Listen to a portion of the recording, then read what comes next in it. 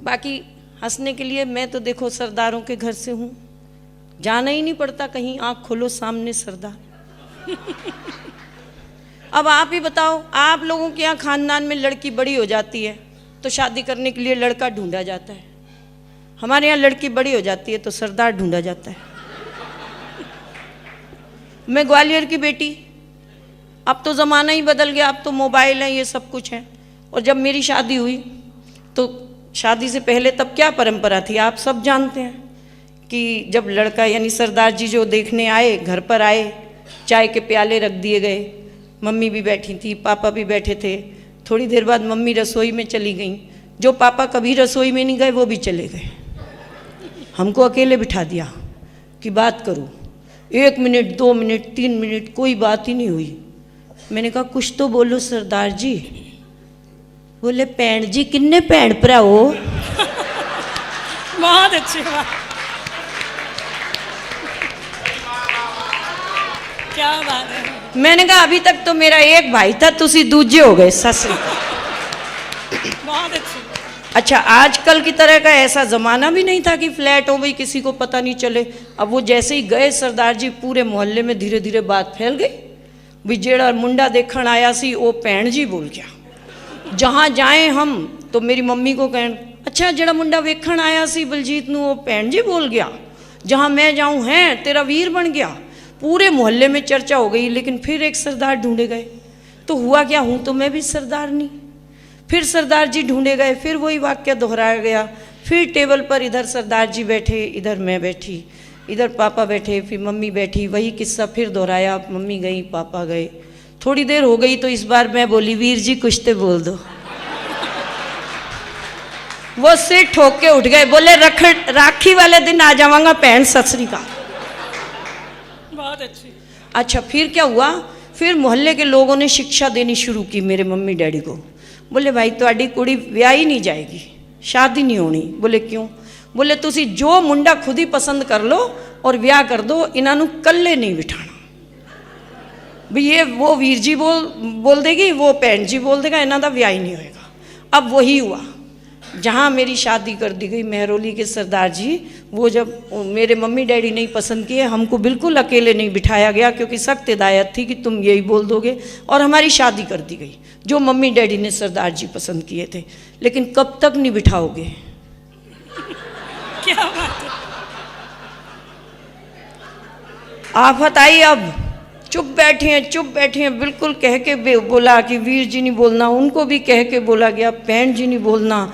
तो मैंने डरते डरते कहा कि सरदार जी कुछ तो बोलो। तो सरदार जी बोले बहुत घबराहट हो रही है, तू एक गाना सुना दे। मैंने गाना शुरू किया, भैया मेरे। बोले चुप हो जा मेरी माँ। अपन संस्कारी बच्चे थे उस समय के ऋतु जी, क्या बात। कोई और गाना ही नहीं आता था। फिर हम अगले दिन हम गए शिमला। जब हम गए शिमला तो वहाँ पर सरदार जी ने देखा कि एक ड्राइवर थे, वो भी सरदार जी थे। पता नहीं क्या दिल में आया, बोले तू परे हट जा, गड्डी तू नहीं चलाएगा, मैं आप पे चलाऊँगा। सरदार जी ने गाड़ी ड्राइव की और मैं साथ वाली सीट पर बैठी। मैं साथ वाली सीट पर बैठी और सरदार जी गाड़ी चला रहे हैं। और शिमला की पहाड़ियाँ आपने देखी। मोड़ आए, सरदार जी ने इतनी तेज मोड़ काटा कि मुझे लगा खाई में गिर जाएंगे, पर मैं डरते डरते कुछ नहीं बोली। दूसरा मोड़ आया, फिर खाई में गिरते बचे। और तीसरे मोड़ पे तो एक पहिया भी उतर गया। फिर भी गाड़ी ऐसे कट गई तो मुझसे रहा नहीं गया। मैंने कहा सरदार जी इतनी तेजी से मोड़ काटते हो, आपको डर नहीं लगता? बोले डर तो तब लगे जब मैं आंखें खोल के मोड़ काटूं। क्या बात है, बहुत खूब। बोले मोड़ आंदा है, मैं ते अखा बंद कर लेना, कट गया ते सतनाम, नहीं ते वाहिगुरू जी। वो दिन आज का दिन। अपन ने टेंशन दी नहीं उनको गाड़ी चलाने की, अब हम खुद ही गाड़ी चलाते हैं। कौन वाहिगुरू जी करा लेगा और क्या। और देखो टेंशन देने की चीज़ ही नहीं, देने की चीज़ है, लेने की है ही नहीं। क्यों लेनी टेंशन? हम तो 10 साल तक देश की गद्दी पे चुपचाप बैठे रहे, हमने टेंशन नहीं ली। सारे देश ने टेंशन ली, हम बोले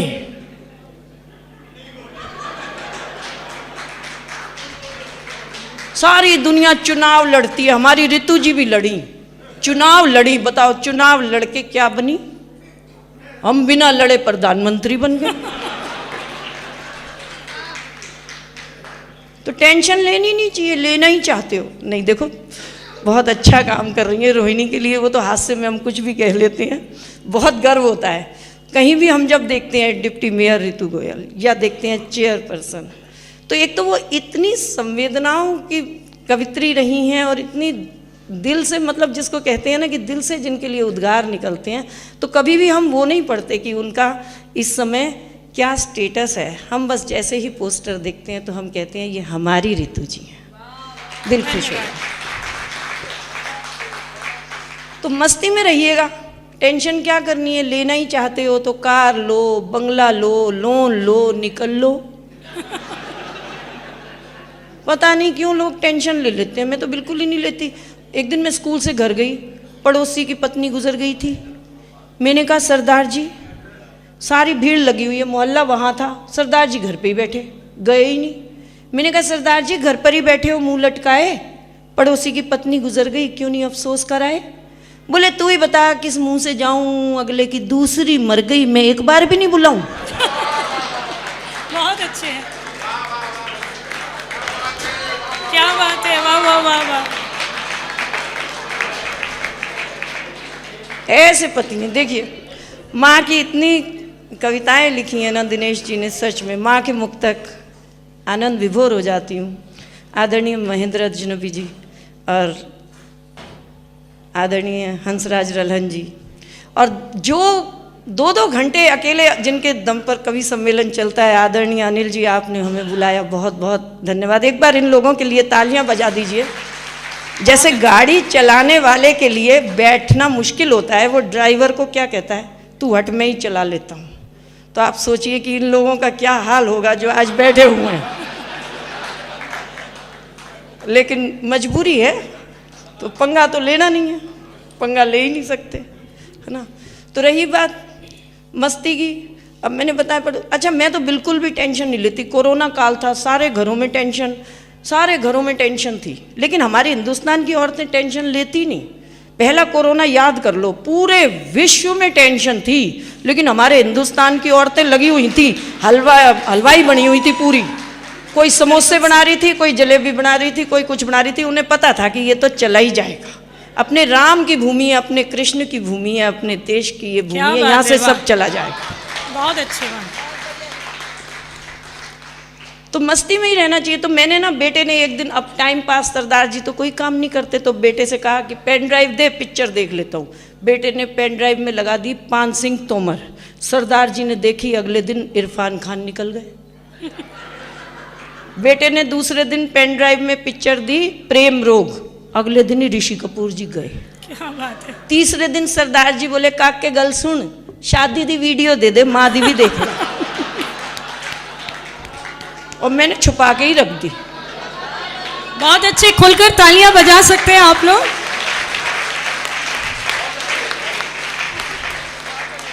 अभी जब आ रहे थे, और क्या, पत्नियों का तो राज चलता है। अभी जब आ रहे थे तो मैंने सोचा दिनेश जी चलेंगे। मैंने कहा दिनेश जी आप चलेंगे ना वहाँ? बोले हाँ मैं भी चलूँगा, लेकिन आज सुबह लड़ाई हो गई, इंदू जी भी चलेंगी। तो मैंने कहा इंदू जी से क्यों डर लगता है? बोले नहीं बहुत डर लगता है, 4 दिन पहले लड़ाई हुई थी। मैंने कहा फिर? बोले मैंने ऐसे कह दिया कि लड़ाई हो गई तो हो गई, कोई बात नहीं देख लूँगा। मैं कहा फिर? बोले वो जा रही थी। मैंने कहा मेरा क्या बिगाड़ लेगी? तो मैंने कहा फिर क्या हुआ? बोले मेरे मोबाइल का चार्जर लेके ही चली गई। तो पत्नियां कुछ भी कर सकती हैं। इंदू जी के लिए भी तालियां बजा दो। बहुत मस्ती का, अच्छा समय का मुझे पता नहीं चलेगा, बता देना बस 5 मिनट, ठीक बात है। हाँ कोई बात नहीं, क्या मैं टेंशन लेती ही नहीं, मैंने तो बता दिया आपको, टेंशन लेने की चीज़ ही नहीं है, मस्ती में रहो। और रही बात मैं कैकई बनती थी, अनिल जी ने बिल्कुल सही बताया। लेकिन आपने देखा होगा एक पार्टी ऐसी है जिसे अन्ना जी ने बना दिया है ना, और अन्ना जी की उस समय सारे देश में तारीफ हुई थी ना, लेकिन पूरे देश में इकलौती मैं ऐसी हूँ जिसको अन्ना जी से नुकसान हुआ। क्या नुकसान हुआ? मेरी कविता सुन लो। कि मैं भी कैकई की तरह कोप भवन में जाती थी, भूखे रहकर अपने पति से अपनी बात मनवाती थी। मुझे भूखा देख पति हुए परेशान जाते थे। मुझे खाना खिलाने की खातिर बात मेरी मान जाते थे। फिर अन्ना जी ने किया अनशन, देश में हुआ सम्मान। देश में हुआ सम्मान पर मेरा हो गया नुकसान। मेरे पति ने कह दिया अब तेरी बात कभी नहीं मानी जाएगी। अगला 74 बरस का बुढ़ा 13 दिन जी गया, तू जवान नट्टी कट्टी तो 1 महीना जी जाएगी। क्या बात है, वाह। तो बस हमें तो कुछ ज़रूरत नहीं कहीं जाने की, मस्ती में रहिए, आनंद से रहिए। 4 दिन पहले मेरी और मेरे पति की हुई ज़ोरदार लड़ाई। पति ने भगवान को गुहार लगाई, बोले हे भगवान तंग आ गया हूँ ऐसी पत्नी से, तू मुझे उठा ले। मैं कौन सी कम थी। मैंने कहा हे भगवान मैं भी तंग आ गई ऐसे पति से, तू मुझे बुला ले। पति बोले भगवान मेरी एप्लीकेशन छोड़, जल्दी से पत्नी की लगा ले। अच्छा, एक हरियाणा का चैनल था, वहाँ पर मुझे बुला लिया। बोले जी आप पति के बारे में बहुत कुछ बोलती हैं, तो बताइए कि अच्छा पति कैसा होता है। तो मैं जैसे ही बोलने लगी तो एक हरियाणा की महिला बैठी थी, हरियाणा वाली ने माइक छीन लिया। बोली यो के बोल लेगी मैं बताऊँ अच्छा पति कैसा हो गया। मैं भी उसकी तरफ देख रही। मैंने कहा क्या हुआ। बोले तू नहीं बता, मैं बताऊँ इन सब ने कि अच्छा पति कैसा हो गया है। तो चैनल वाली बोली आप ही बता दीजिए ताई अच्छा पति कैसा हो गया है। अब आप सब सुन लो। ताई बोली अच्छा पति भूत जैसा हो गया है, भूत जैसा। अब पूछा हम सब ने कि ताई ऐसा क्यों बोल रही। बोले और के जिंदगी में ना कभी भूत देखा ना अच्छा पति देखा। क्या बात है, वाह वाह वाह वाह। तो बस मस्ती में रहो। तो मैंने तो जब सबसे पहली कविता थी जहाँ से मैं हास्य के लिए चुन ली गई, वो भी पति पे ही लिखी हुई थी कि मैंने अपने पति को कहा कि पतिदेव मुझे कवि सम्मेलन में जाना है, राष्ट्रीय कवि सम्मेलन के संगम के कवि सम्मेलन में जाना है और वहाँ जाकर सबको हंसाना है। तो पति बोले अच्छा, शादी के दिन रोते रोते आती है फिर उम्र भर हमें रुलाती है, भला औरत कभी हंसाती है। मैंने कहा मुझे गुस्सा मत दिलवाओ, मुझे कवि सम्मेलन में भिजवाओ।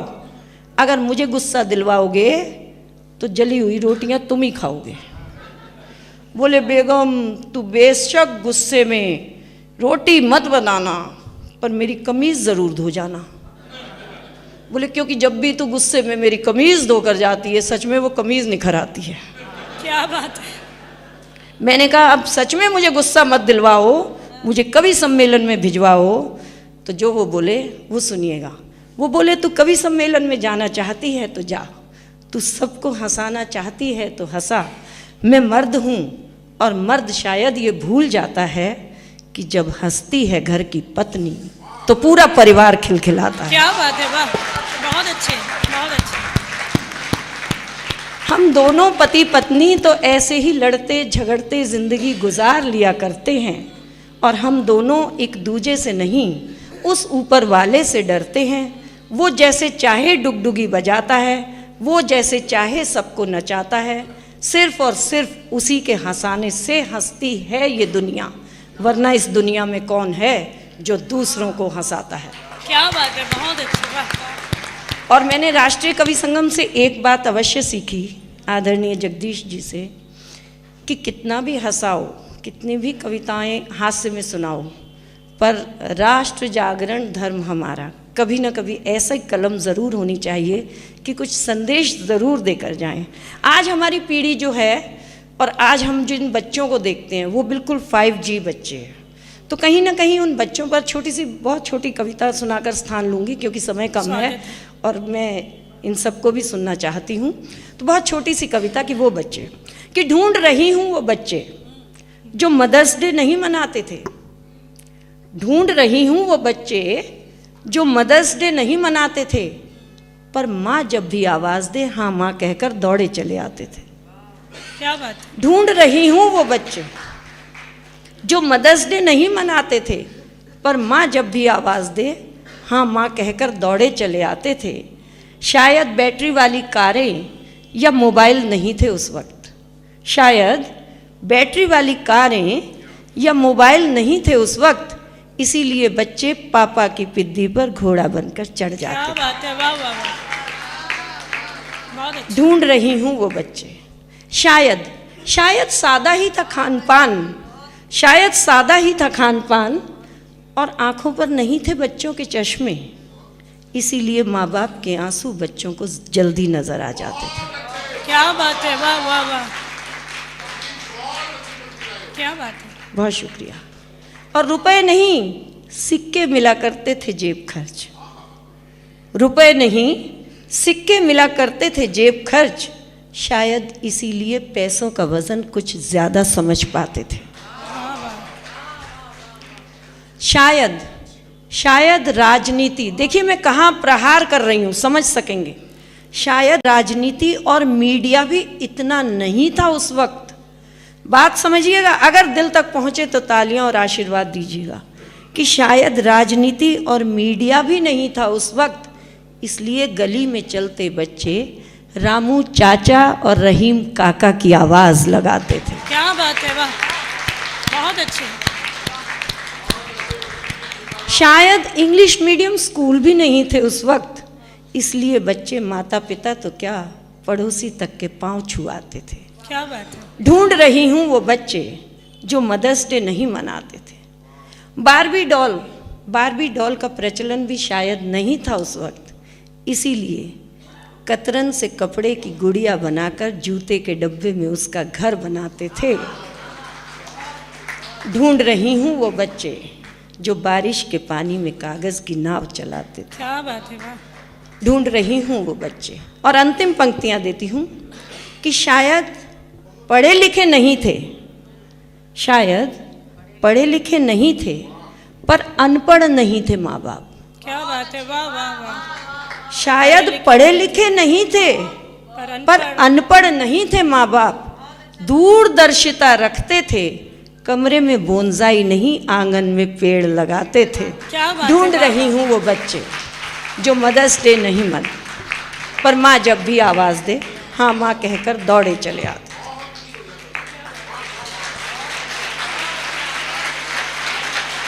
शुक्रिया। श्री साहित्य सरगम और दिशा फाउंडेशन, आप सबने इस कार्यक्रम की यज्ञ में मेरी आहुति स्वीकार की, आप सबका बहुत साधुवाद।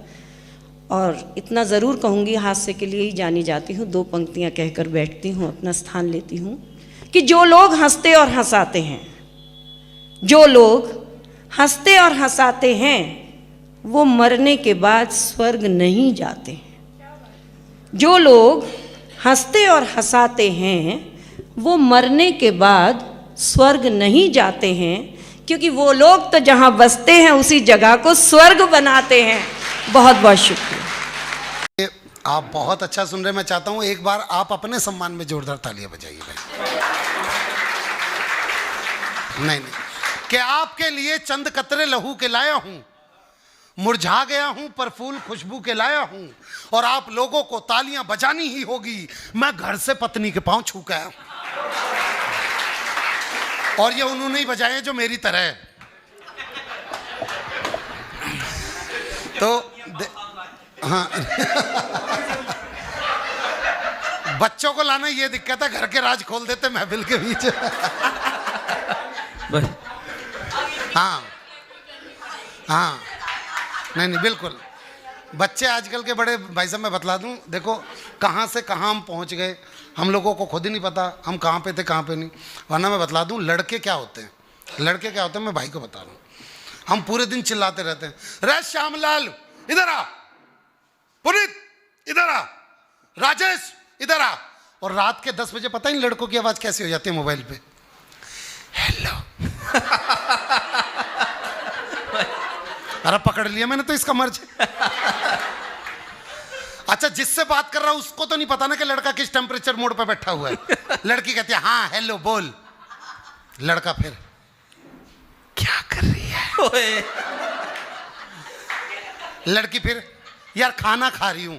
अच्छा पता चल गया खाना खा रही हूं, लेकिन फिर भी भाई खाने में क्या खा रही। लड़की कह रही यार तू ऐसे ही बदतमीज रहेगा क्या जिंदगी भर, ये जान के क्या कर लेगा मैं खाने में क्या खा रही हूँ, कोई जनरल नॉलेज की बात कर ले तो लड़के ने जवाब दिया, अच्छा जनरल नॉलेज की बात, so when you insure your vehicle from the company and you don't claim in a whole year, so company provide you 20% no claim bonus, it is increase after every year, after 1 year 20% of your 25% भाई वाह, and the last will be वाह, 50%, अरे वाह, it वाह। will be remain 50% till then you don't बहुत take अच्छे claim. Vinod भाई, You can बहुत अच्छे। transfer your NCV for all vehicle, but before it you have to sell vehicle and make it a liability policy. लड़की, खिचड़ी खा रही हूँ आम के अचार के साथ।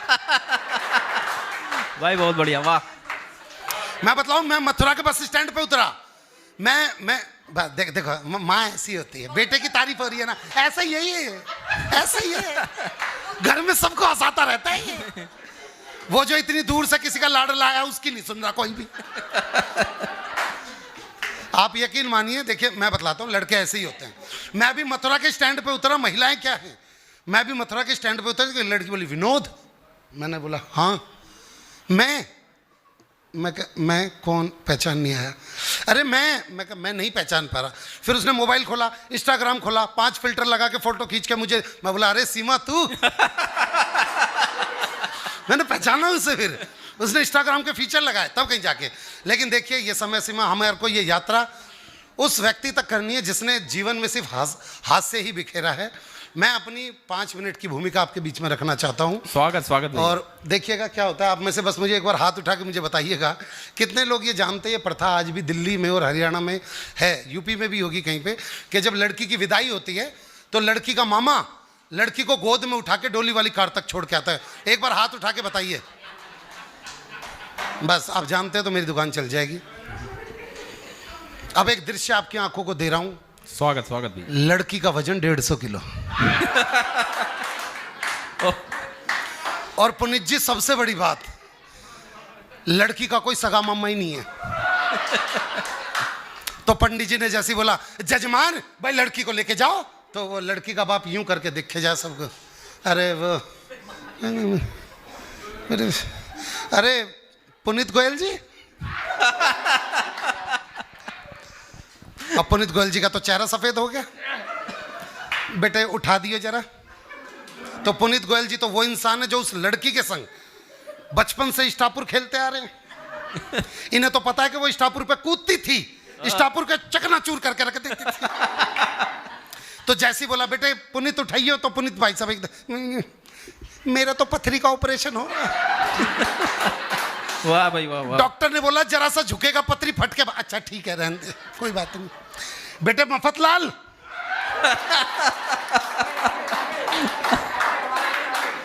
इसलिए तो वहां पे आवाज मार रहा हूं, मुझे पता है। अरे मफतलाल बेटा उठा दियो। अच्छा मफतलाल तो बेचारे इतने घबरा गए 150 किलो से, ये भूल ही गए मैं आदमी हूं औरत हूं। जैसे बोला बेटे मफतलाल उठाई, तो मफतलाल, मेरा तो 7वां महीना चल रहा है। तेरा? ओ भाई गजब। अच्छा ठीक है। अब ऐसे में आपने देखा होगा शादियों में कोई भी मदद के लिए आ जाता है। अब उस शादी में बाबूलाल डींगिया जी भी थे। वो इधर है। हाँ, कहाँ पे? यहाँ पे ये भी थे। ये ऐसे व्यक्ति ये कह रहे हैं बाबूजी, ये वहाँ शादी में कोई भी मदद के लिए आ जाता है, ये पीछे पीछे सबसे कह रहे बाबूजी मेरे लायक कोई काम हो तो बताना है, बाबूजी मेरे लायक। तो सब पीछे वालों ने बोला भैया आगे जा, आगे काम होगा। ये आगे आगे पहुँचते पहुँचते लड़की के बाप तक आगे, कह रहे बाबूजी मेरे लायक कोई काम हो तो बताना। अब काम तो इसका इंतजार कर रहा था। लड़की के बाप बोला जा छुटकी को लेके जा। अब इन्होंने छुटकी देखी, कह रहे कहाँ अंकल जी यहाँ पे? भाई वाह वाह वाह वाह वाह, बहुत खूब, वाह वाह वाह। क्या करना है अंकल जी? हैं उठाने? अंकल इसको तो उठाने में मैं उठ जाऊंगा।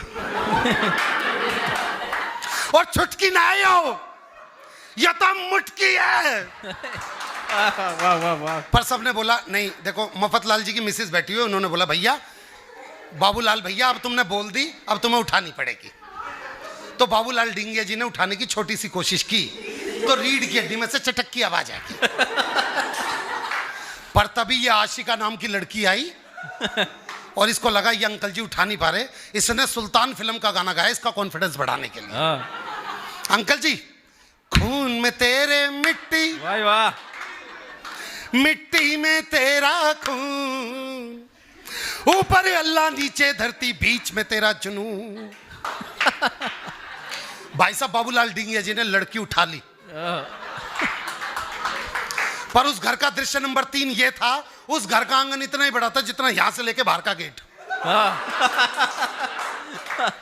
ये लड़की को जैसे तैसे करके लेके जा ही रहे थे, क्या आधे रास्ते में लड़की के मन में फिर मां के प्रति प्यार जग गया।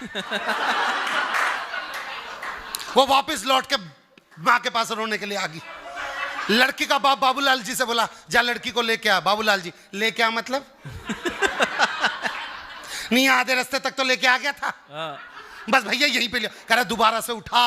अब इन्होंने दोबारा से उठाने की कोशिश की, लड़की नहीं उठ रही। अब की बार आशिका ने गाना बदल दिया। इसने गाना गाया, जीत जाए। वाह भाई वाह वाह वाह। बाबूलाल डींगिया जी की आवाज। बच्ची ने फिर गाया, जीत जाएंगे हम तू अगर संग है। बाबूलाल जी की आवाज, हर कदम एक नई जंगा। थोड़ा सा आगे बढ़ा तो उस लड़की की बड़ी बहन जो कि 175 किलो की थी, उसने अपना 25 किलो का हाथ उसी कंधे पर रख दिया जिस पर पहले से 150 किलो पड़ा था, और उसे हाथ रख के शिक्षा दे रहे, देख ससुर को पिता की तरह देखियो, सास को माँ की तरह देखियो, नंद को बहन की तरह देखियो, और देवर को बाबूलाल डींगिया तू लिख के दे दे, मैं गाड़ी में दे दूंगा। भाई बहुत बढ़िया विनोद भाई वाह। थोड़ा सा आगे बढ़ा तो लड़की का बाप रो रहा, करा हो मेरी फूल सी बच्ची। अच्छा, फूल सुन के तो बाबूलाल जी का खून सूख गया। कह रहा कौन सी बच्ची? लड़की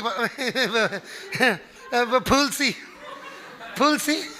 कह रहा साले तेरे इस फूल ने ना शमशान घाट में मेरे फूल चुनने वाले काम कर रहे हैं। अरे वाह भाई। लाड़ लाड़ में के खिला दे। थोड़ा सा आगे बढ़ा तो भाई साहब बाबूलाल डींगिया जी की पत्नी और इनका लड़का वहीं पे खड़े, और इनकी पत्नी वहीं पे खड़े खड़े, आज न बचे ये तो गए। इनका ध्यान अपनी पत्नी की तरफ। बोला कौशल्या रोवे क्यों है? बोली एक तो तुमने 150 किलो उठा रखा और ये लोग सारे मिलकर ताली नहीं बजा रहे। भाई बहुत खूब। कह रहा ले बजा दी, अब बता। कह रही बोलना के है, आज या तो ये विदा हो जाएगी या फिर मैं विधवा हो जाऊंगी। और होना के वाह वाह वाह। बोला अगर मुझे कुछ हो जा, ऐसे भी इनका दिमाग देखना, बोला अगर मुझे कुछ हो जा तो अपने छोरे को KSPM स्कूल में भर्ती करवा दी। 1 साल की फीस तो माफ ही कर देंगे। आगे बढ़ा भाई साहब तो लड़की की बुआ आ गई, और लड़की की बुआ जमीन पर लेट गई। पतली सी थी, बिल्कुल बाबूलाल डींगिया जैसी, बिल्कुल पतली सी थी। जमीन पर लेट गई, उसके दोनों पैर पकड़ लिए। बोली मैं मर जाऊंगी, मैं अपनी बेटी ना ले जान दूं, मैं मर जाऊंगी। बोला देखियो हाथ से छूट रही है और तुझ पे गिर गई ना तो सचमुच की मर जाएगी। बुआ साइड में खड़ी होगी। थोड़ा सा आगे बढ़ा, एक पंडित जी आए। बोला जजमान मुझे लग रहा है इस लड़की को उठाने में बहुत ज्यादा कष्ट भोग रहे हैं, अगर आप कहो तो मैं हनुमान चालीसा पढ़ देता हूं, आप बिल्कुल गेट तक पहुंच जाओगे। बाबूलाल जी बोले भाई महामृत्युंजय का जा पाता हो तो पढ़ दे। अब ये बिल्कुल गेट तक पहुंच गए, डोली वाली कार भी दिखाई दे रही है। इतने में सब फिर पीछे से किसी ने आवाज लगा दी, अरे भाई लड़की की दादी कुछ कहना चाह रही है। बाबूलाल जी बोले सालो मेरी सुपारी उपारी ले रखी है के? वो बोले भाई लड़की की दादी आई। 2 आदमी तो पकड़ के लेके आए। दादी ने बोलना स्टार्ट किया,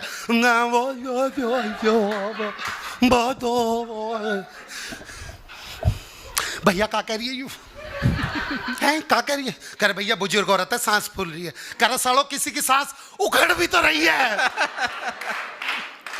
अब दादी ने रोना स्टार्ट किया। पहले की दादियां एक लाइन बोलकर लड़की विदा करा देती थी, हो मेरी चिड़िया उड़ गई रे। भाई वाह वाह वाह। ओ मेरी चिड़िया, बोला किसी के तोते भी तो उड़ा रही है। अब वो डोली वाली कार तक बिल्कुल ठीक ठाक पहुंच गया लड़की लेके। बोला जल्दी से दरवाजा खोल। ड्राइवर बोला अंकल जी यो गाड़ी नहीं, 6 गाड़ी छोड़ के। वो किसी तरीके से 6ठी गाड़ी तक पहुंचा। कर जल्दी से दरवाजा खोल। उसका ड्राइवर अंकल जी अरे बोल, कह रहा वही गाड़ी थी, ये मजाक कर रहा है। वो फिर दोबारा लगा, कर तुझे मजाक सूझा, जल्दी से कुछ कर। अंकल जी दरवाजा जाम हो गया, घुमा के ले जाओगे? कर हाँ। जब घुमा के ले जाओ तो एक बच्चा बोला, अंकल जी पीछे हो जाओ। करा क्यों, क्या हो गया? कर अंकल जी ऐसा गाय आ रही है। वो लोटा गाय ना बोल, मैं भैंस लेके आ रहा हूं। जैसे उसने लड़की को गाड़ी में बैठाया, पिछला टायर पंचर। लड़की का बाप बोल, निकाल। कर निकाल मतलब?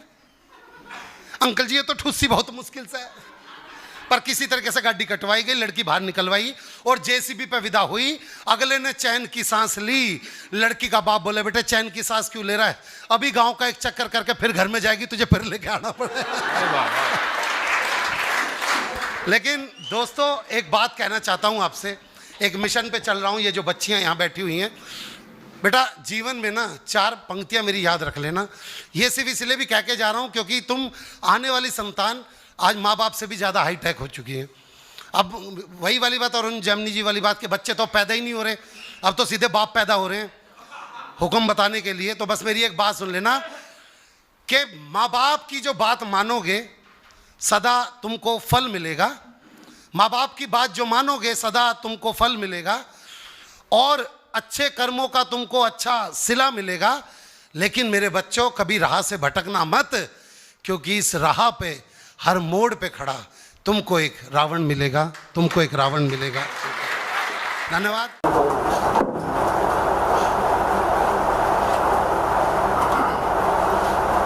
अध्यक्ष त्यागी जी, राजेंद्र कंकल जी, दोनों को बहुत बहुत बधाई और शुभकामनाएं देता हूँ अच्छे बड़े पद पर पहुँचने की, और ये कामना करता हूँ ईश्वर से कि ये और भी बड़े पद पर जाएं। हम लोग एक बार तालियां इनके लिए बजाएं। राजेश भाई बोल के गए अभी कि हमें एहसास हो रहा है कि हमारे कंधों पर स्टार बन गए। एहसास तो मुझे भी हो रहा है, पर ये रिटायरमेंट की उम्र में जाके एहसास हो रहा है। लेकिन बहुत मन से, इतने मन से सबने पढ़ा, बहुत अच्छा लगा। विनोद बहुत जिसने भी पढ़ा बहुत अच्छा लगा।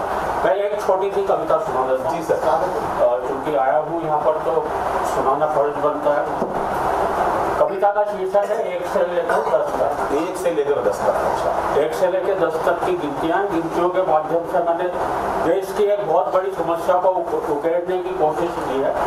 भरे भरे शहर के सुनसान चौराहे पर खड़े थे आदमी 3, 1, 2 और 3। वाह क्या कहते हैं। भरे भरे शहर के सुनसान चौराहे पर खड़े थे आदमी 3, 1, 2 और 3। एक ने 2 से कहा देख लूंगा, 2 ने 1 से कहा देख लीजिए।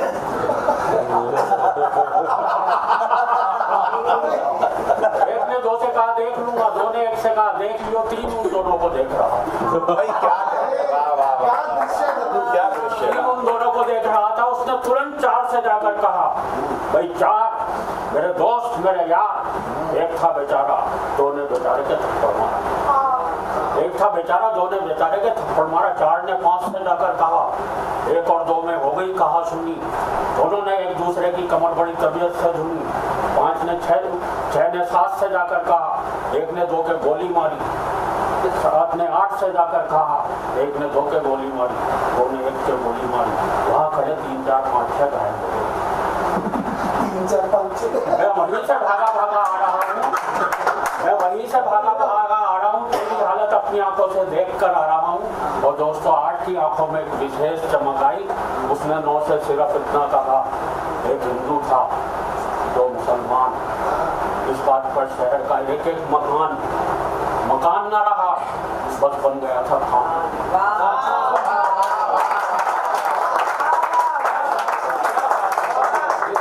शहर का एक एक मकान न रहा, बस बन गया था खान। 9 ने 10 को देखा और देखते ही देखते आदमी नंगा हो गया।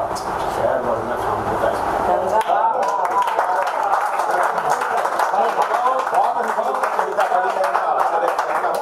और हमारे बीच में बस ज़्यादा समय नहीं लूँगा।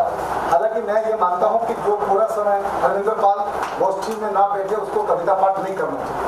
मैं सिद्धांत को मानता हूँ, ठीक है। परंतु आज मुझे लगता है कि आप मुझे इसलिए क्षमा करोगे कि मैं हंसराज वर्धन के काम से गुड़गांव जा रहा हूँ। जी बिल्कुल, पूरी करके जाऊँगे। सुनिए, हमारे बाबूजी, करते सबसे प्यार हमारे बाबूजी। पुस्तक कापी खेल खिलौना है उनसे, अर्चना जी पुस्तक कापी खेल खिलौना है उनसे, घर के पालनहार हमारे बाबूजी। मेरी खांसी तक पर रातों को जागे, मेरी खांसी तक पर रातों को जागे, मेरी करुण पुकार हमारे बाबूजी। दादा दादी की लाठी है, चश्मा है, मधुकर साहब, दादा दादी की लाठी है, चश्मा है, लगते स्वर्ण कुम्हार बाबूजी। फूफा जी, मेरे फूफा बैठे भाई, तालियां बजाओ इनके लिए। फूफा कैसे खुद हो जाते हैं? ये सच में हमारे फूफा जी। कुछ करके बाबूजी क्या कर रहे हैं? बाबू क्या कर रहा है? फूफा तो बड़ा हुआ, वो बाबू जी का भी जीत रहा है। बाबू का भी जीता हुआ। सुनना भैया, दादा दादी की लाठी है, चश्मा है, दादा दादी की लाठी है, चश्मा है, लगते स्वर्ण कुमार हमारे बाबूजी। अम्मा उनसे जब खटपट खटपट करती, मुस्काते हर बार हमारे बाबूजी। मौन ही साधे रहते हैं अक्सर देखा, मौन ही साधे रहते हैं अक्सर देखा, पर भीतर चित्कार हमारे बाबूजी। टूटे जूते फटी जुराबे पैरों में, टूटे जूते फटी जुराबे पैरों में, बच्चों की सरकार हमारे बाबूजी। उनके कांधे से दुनिया को देखा है, उनके कांधे से दुनिया को देखा है, मेरा तो संसार हमारे बाबूजी। मेरा चेहरा पढ़ना उनको आता है। ये आपने जो गीत बनाया ना जी बाबूजी के, बड़े टॉमी से हम दोनों अनिल जी और हमारे ये उस दिन रचना, क्या बात? उस दिन आपने अभी एक बहुत बढ़िया भाई। अपने मकान के मुहूर्त पर एक गीत लॉन्च किया अपने पिता के ऊपर। पहले दिन ही 10 लाख लोगों ने देखा उसका। म्यूजिक तैयार किया और जबरदस्त हिट गया। एक्टिंग तो आपने कमाल कर दिया भाई साहब। उसी दिन उस गीत से प्रेरित होकर मैं लिख रहा। हाँ, इसलिए आपको समर्पित करता हूँ। आखिर की दो शेर सुनिए। मेरा चेहरा पढ़ना उनको आता है, अनुभव के अंबार हमारे बाबूजी। और आखिरी के 2 पंक्तियां सुनिएगा। खेत बेचकर बहना के हाथों मेहंदी, मथुराम जी, खेत बेचकर बहना के हाथों मेहंदी, कर्जा और उधार हमारे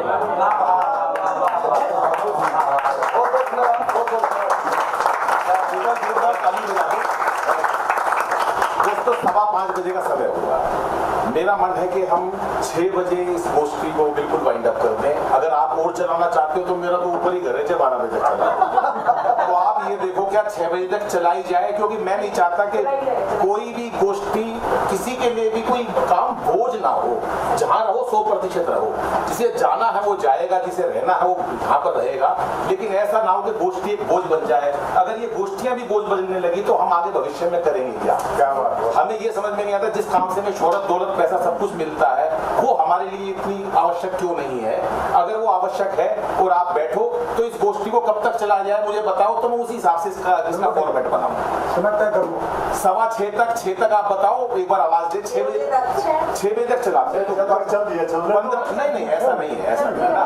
15 मिनट तो लास्ट का लगेगा हमको चाय वगैरह लेने में, और 15 मिनट का स्वागत। हमारे पास केवल 13 मिनट बाकी है। इस 13 मिनट में अपन 10 लोग कविता पाठ करेंगे और 1-1 मिनट की करेंगे। अब ये देखो 1 मिनट कौन कर सकता है, वो हाथ खड़े करे, जिससे ऐसा ना हो नाराज होकर चले जाए, यार मेरा नंबर आया, मैं बड़ी दूर से आया था, मैंने करी।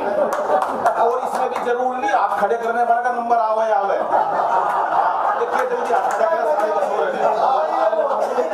एक बार हाथ खड़ा करे जिसको कविता पाठ करनी है, क्योंकि मैं शॉर्टकट में चाहता हूँ। उर्मिल जी हैं हमारे, वो हैं, आप पढ़ेंगे। लेडीज जेंट्स एक हेमली पढ़ेगा, और कौन पढ़ेगा? 4 लोग हैं, रविंदर भाई 5, उसको चलो 6 लोग हो गए हमारे। 6 लोग। दोस्तों ये आपका वादा है, आप 2 मिनट से ज्यादा कविता नहीं पढ़ेंगे। आप मुक्तक पढ़ो, छंद पढ़ो, कविता पढ़ो, कुछ भी पढ़ो, लेकिन घड़ी देख के 2 मिनट का कविता पाठ होगा, बिना किसी भूमिका के, बिना अपने कोई छंद और मुक्तक सुनाइए। आपको सिर्फ आवाज देगी और आप आओगे, क्योंकि समय की सीमा है और समय वो है। मनीष भाई भी उसको ये 2.5 मिनट बहुत काम किए, 50 मिनट बचाएंगे। तो मैं चाहता हूँ तो एक बार सबसे पहले मैं हेमंत को आमंत्रित करता हूँ। हेमंत भाई आओ, 2 मिनट की अपनी कविता सुनाओ।